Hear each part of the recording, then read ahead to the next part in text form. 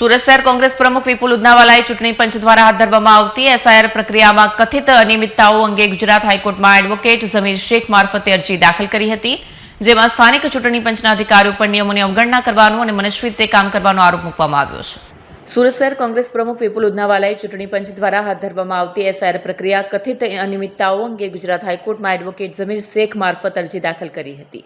અરજીમાં જણાવાયું છે કે ભારત સરકાર દ્વારા સ્થાપિત રજિસ્ટ્રેશન ઓફ ઇલેક્ટ્રિક્સ રૂલ્સ 1960ની ફરજિયાત જોગવાઈઓનું સ્થાનિક સ્તરે યોગ્ય રીતે પાલન કરવામાં નથી આવી રહ્યું. અરજીમાં આરોપ મૂકવામાં આવ્યો છે કે special intensive revision of electoral registration હેઠળ મતદાર યાદીઓમાં સુધારો કરવાની પ્રક્રિયામાં પારદર્શિતાનો અભાવ છે.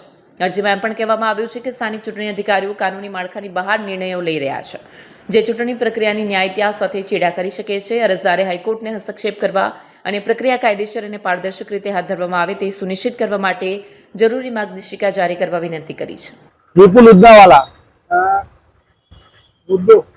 सूरत शहर कांग्रेस प्रमुख आज हाईकोर्ट पर रिट पिटिशन कांग्रेस द्वारा करवामां आवी एसआईआर ની પ્રક્રિયાની અંદર જે રીતે પહેલો તબક્કો પૂરો થયો, બીજો તબક્કો શરૂ થયો, તેની અંદર ફોર્મ નંબર 6 એટલે નવા મતદાર ઉમેરવા, 7 નંબર એટલે કે વાંધાજનક મતદારોને દૂર કરવા અને 8 નંબર એટલે જે સ્થાનાંતર કર્યા એવા મતદારોને એડ કરવા અથવા બહાર કાઢવા.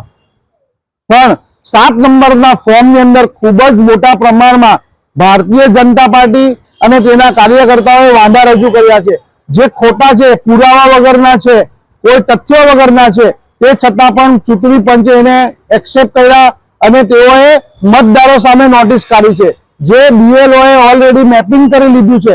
તે છતાં પણ તેઓ એને નોટિસ કાઢી છે અને તેઓને ફરીથી ચકાસણી કરી રહ્યા છે.